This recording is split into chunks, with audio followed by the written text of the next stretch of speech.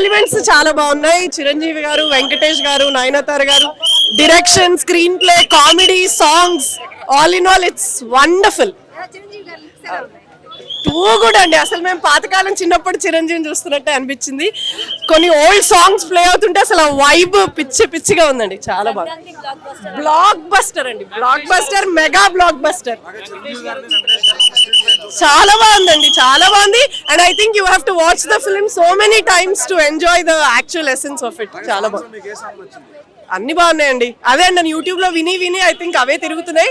And screen మీద చూస్తే ఇంకా బాగుంది.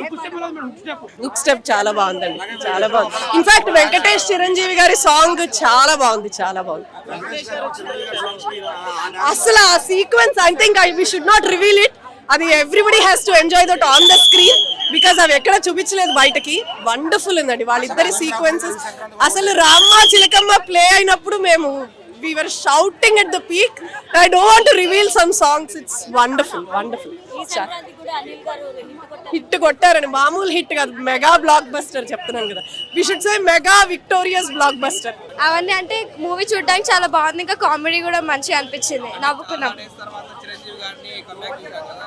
చాలా లైక్ హైప్ లేపి అయినా చాలా బాగా అనిపించింది మూవీ. ఆయన గ్రేస్ ఎప్పటి నుంచి అయినా సేమ్ అదే లెవెల్, ఎప్పుడు తగ్గలే ఆయన. మాకా చిరంజీవి ఇంకా నయనతార గారు ఫైట్ చేస్తారు కదా, చాలా బాగా కామెడీగా అనిపించింది అందరు. వాళ్ళిద్దరికి యాక్చువల్లీ కామెడీ ఇంకా వాళ్ళ గ్రేస్ కూడా చాలా బాగుంటుంది కాబట్టి ఇద్దరు కలిస్తే లైక్ ఆడియన్స్ చాలా ఎంజాయ్ చేసినాం అక్కడ.